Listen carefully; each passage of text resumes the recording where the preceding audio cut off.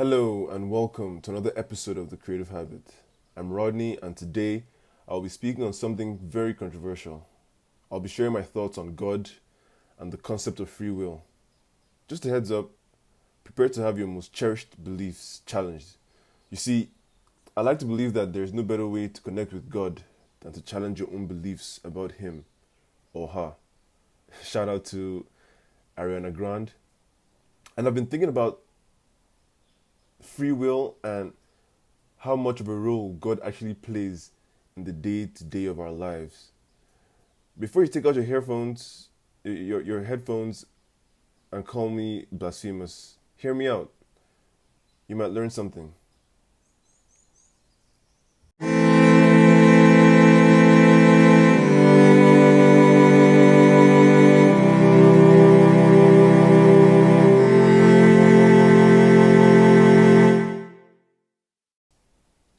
So here's my first bone. As Christians, we often say God is just, right? Well, what does it mean for God to be just? This means that God is fair and impartial. It also means that He hates the ill treatment and oppression of people and of nature, which He has created. He hates lying, cheating, and other forms of mistreatment of others. The fact that God is just means that He can and will judge between right and wrong, and He will administer justice in accordance with His standards. This is what the Bible tells us, right? But then something else occurred to me. Based on the earlier definition of what it means for God to be just, can we still call Him or her just if He lets good things happen to some people and bad things happen to others? Can we truly call God just if He answers the prayers of some people and ignores those of others? Because there's no way to cater to the individual needs of 7 billion people without interests conflicting. He has to choose who He blesses and who He doesn't. And that wouldn't be very just, would it?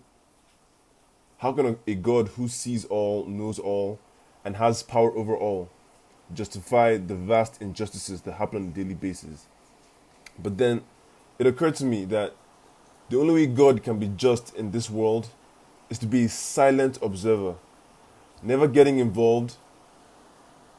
What if God is just watching us, leaving us to our own devices? Because to interfere would be to neutralize the greatest gift He gave us: free will.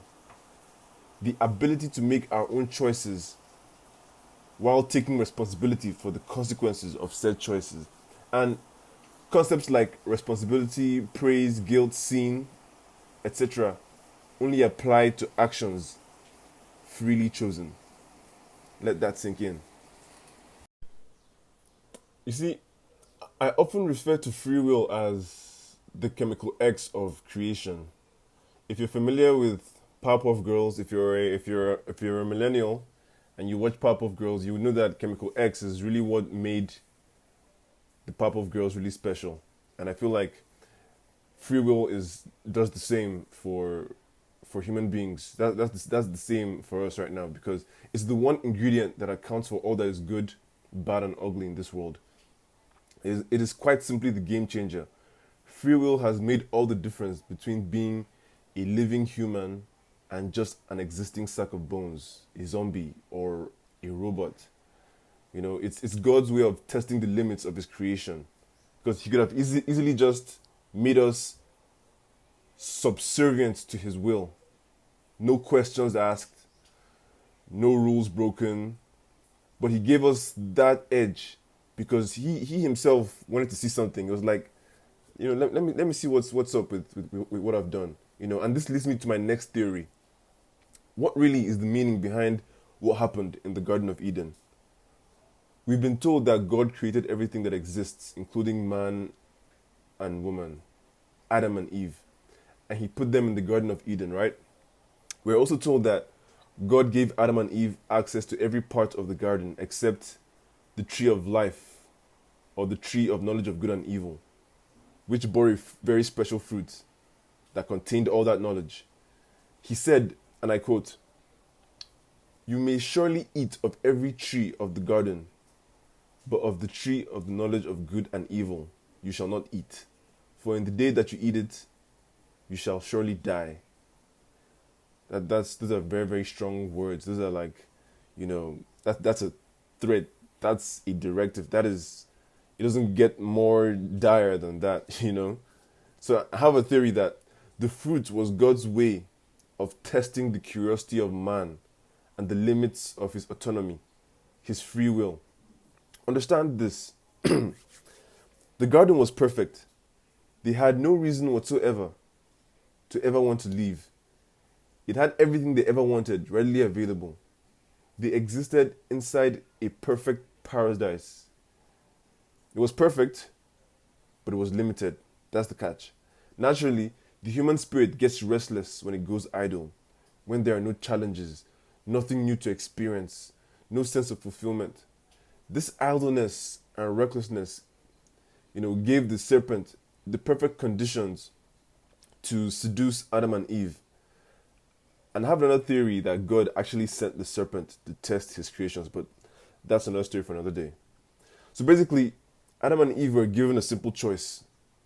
The first choice that mankind will ever make.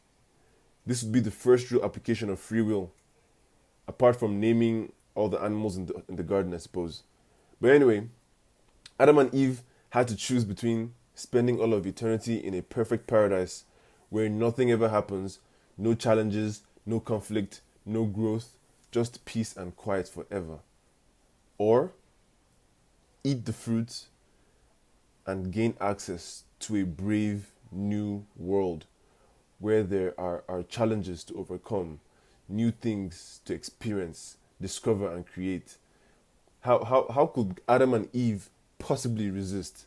I mean, I'm sure it couldn't have been an easy decision, but it had to be made. The consequence of that decision, though, was the loss of direct access to God, having to toil endlessly to survive, and just a generally chaotic existence. The best way I can explain it is that the Garden of Eden was the equivalent of what we now call the comfort zone. It's safe, but nothing ever happens. Meanwhile, life is what happens outside the comfort zone. Pain and pleasure, joy and disappointment, achievement and failure. It all depends on how you choose to experience it. You see, that's free will again. It's within your power to decide how, you experience what is going on around you. And that takes me back to the thing about, God answering prayers and stuff. I think it's too simple to say that God just answers prayers because it's just not sustainable. It just doesn't make sense mathematically. And I know they say that God works in ways we don't understand, but still, I'm just trying to, share my 2 cents on the matter. So, I also have this theory.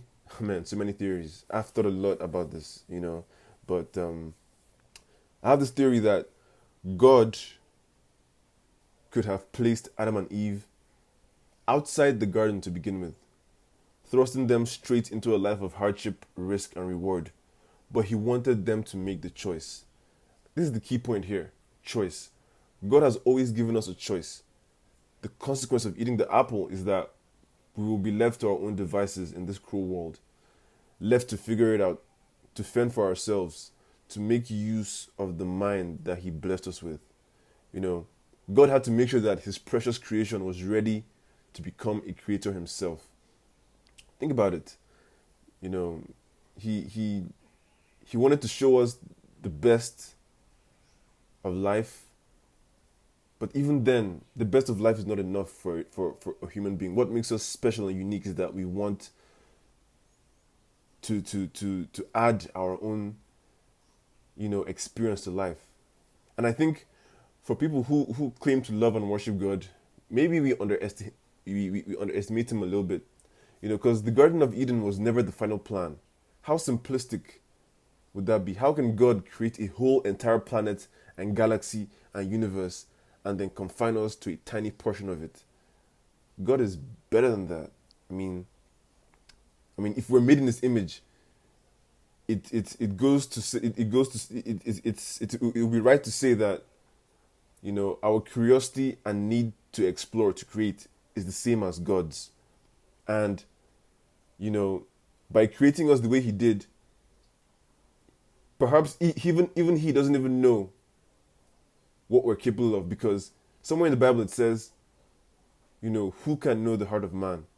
You know, even God needed to see what are the limits. It's like when you create a software or create something and you want to see real world applications of it, absent of your own, you know, addition. Or when you have a kid and you raise him, you groom him, and then eventually you send him out into the world to be an adult. That's the very same concept of what God was doing here. So I'm very, very, you know, tested in that the Garden of Eden wasn't the final plan. He wanted Adam and Eve to go out into the world, but he wanted them to make the conscientious decision.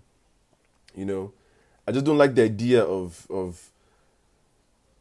putting all the blame on Eve, a woman. You know, it's a primitive train of thought, if you ask me, and it all seems very one-sided and unjust. So, I think that God is just. God is just because he does not interfere in human affairs. He does not influence us directly. He lets us make our own decisions and then judges us accordingly. I think that is really the idea here. Our prayers may not attract his direct response, but they do guide us and comfort us and give us solace that we are being heard. And that counts for something, don't get me wrong. That is still, in fact, prayer, you know, does wonders in that regard. Obviously, it's not in the church's best interest to entertain this idea, because we wouldn't need them anymore. If we all knew that our salvation was largely in our control, the church would be out of business. No more offering. I bet that would give the Pope sleepless nights. Anyway, and that concludes this episode of The Creative Habit. Thank you for listening if you made it this far. I know I must have said a couple of things that may rub some of you the wrong way, but that's life, you know. I guess, you know, you made the decision to listen. You know, I know these are just some thoughts I've been sitting on for a while. They may not be popular, but they come from a good place, you know. That said, I've got to go. Do subscribe and share. I'll be back again soon. Follow me on Instagram, Rodney Avo, Twitter, Rodney Avo, and let us keep in touch. Rodney out.